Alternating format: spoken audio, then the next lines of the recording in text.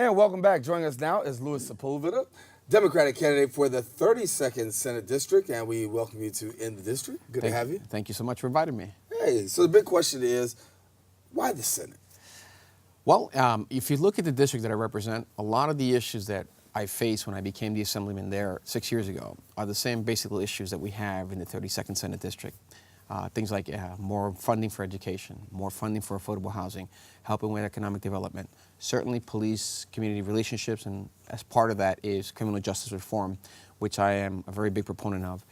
Things like mental health issues, funding for mental health issues, which is something that's personal to me. I've spoken in the past about how my mom suffered from mental health and committed suicide when I was 10 years old. So these are things that are personal, close to me, that I'm going to be pursuing in the Senate. A larger base, and I think because of my experience in budgets, negotiating, legislative, I propose a lot of legislation in the Assembly. I think why not get someone who has the experience, who's proven that he or she can work on behalf of the community, improve the community, and that's why I decided to throw my hat into the ring. What do you see as the biggest need right now, currently in your district? Well, I mean, there are a couple of, there are a multitude of issues. One of the biggest problems we have is affordable housing, obviously. Gentrification is starting to creep in. And you have people that have devoted their entire life to living in that community, improving in that community, and now they face the challenge of possibly being priced out of the market. So we have to develop a more robust affordable housing program. I know the mayor's committed to doing, X number of hundreds of thousands of apartments. The problem with affordable housing in our community is that it's affordable housing based on area medium incomes that are national. They're not the area medium income of people that live in that community. So if you focus just within a certain radius of that community, and that should be the median income so that you can have affordable housing, then you will have real affordable housing. The other issue, of course, is education spending in our schools, as everything begins and ends with that. I've worked closely for many years with my colleagues in the Assembly and the Senate and the City Council to bring more funding. I was fortunate enough that last year I was able to bring an additional $4 million into the community that I invested in all the schools in our district. We were in things like smart boards, new furniture. We had some schools that had furniture from the 1940s. Programs, after-school programs that can help our kids stay out of trouble and actually enhance their education. I'm looking to create programs or enhance programs or fund programs that can help our students get into the specialized high school, because that still hasn't been resolved. So education is a big one. And then, of course, is the public safety issue. If you look at, we all have social media, and they all do analysis of social media. And my social media pages, the number one issue to this day is still public safety and crime. Mm-hmm. By far the biggest issue. So you have to continue to work with that. I've done several things, like I allocated several years ago about $500,000 to get in these large cameras that immediately tend to reduce the crime rate in the areas. No matter where you put it, it's a drop of 40%. So we were able to do it in some of the high crime areas in the area. We've worked closely with the commanding officers and the executive officers on policing and community relationships. These, I think, are the biggest problems that we face, and I hope to continue to work the way we have. So talk to me a little bit more about the affordable housing, the gentrification issue. Mm-hmm. You live in a neighborhood that's considered one of the poorest in the United States, right. And yet and still this seems to be a major problem. How do you plan on dealing if elected? Well, one of the things that we have is that we have to create programs that allow people to invest, businesses, and to purchase homes in the community. There's still a lot of redlining going on. In fact, the banks use different methods. But there have been studies that take into effect and factors, they say it's the credit score. But there have been studies that have taken into account credit scores and other factors to determine if we can still call it redlining. Mm-hmm. And redlining still happens in an overwhelming number of communities of color, especially Black and Latino communities.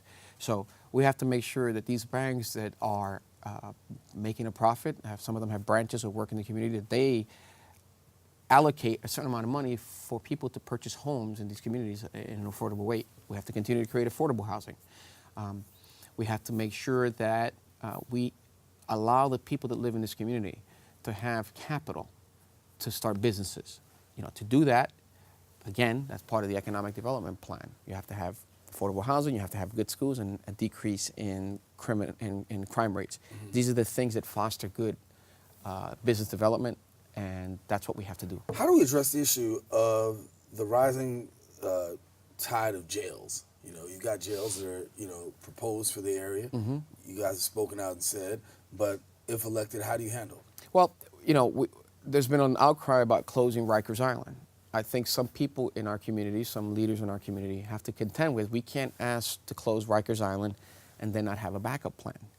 What the mayor has proposed is to put smaller type prisons for young individuals that are controlled by Department of Corrections and the police department. It's not a safety issue, but the NIMBY issue comes up when no one wants that in their community. People, there's some communities that have risen, and they believe that bringing a prison there will sort of like minimize and essentially set back the community in terms of economic development and real estate property values. It's a classic NIMBY problem.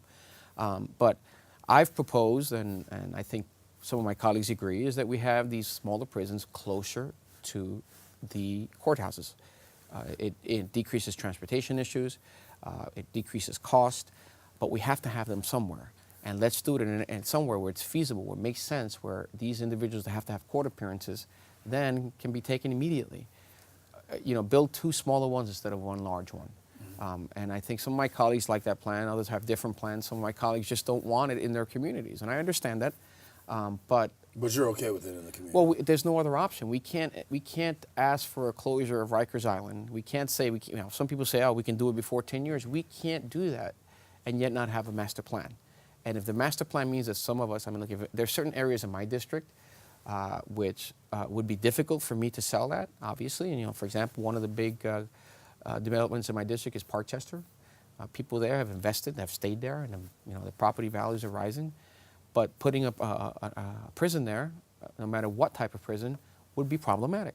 But there are other areas where you're closer to highways. There are more industrial type of areas, more isolated areas that may be better suited. Again, I believe that closer to the courthouse is the best option. So we're winding up. For people who are out there watching right now saying, why should I vote for Luis Sepúlveda, what would you say? Well, I'd say if you look at the record that I've established in 6 years in the Assembly, you're going to see someone who is a progressive at heart, who has worked for a lot of the basic issues in our community. I've been pushing economic development for a long time while also pushing for criminal justice reform. No matter how people paint it, the criminal justice system is a new Jim Crow in this country, and we have to clean it. We have to fix it. It's unconstitutional, and it treats communities of color, especially young Black and Latino men. They treat them like third-class citizens, and that should never happen, even if you're a prisoner. There's still some basic fundamental rights that we should maintain as a civilization. And we have to make sure that our criminal justice system doesn't depend on the zip code where you come from and on the color of your skin. If elected, what's your first priority in office? I will be pushing continue to push for some of the legislation that we didn't get out. For example, the DREAM Act, criminal justice reform was something I was sorely disappointed about, and continue to get more funding for mental health programs. Luis, good to see you. Thank you, brother. Thank you. All right, listen. Thank you for joining us. We'll be back with more right after this.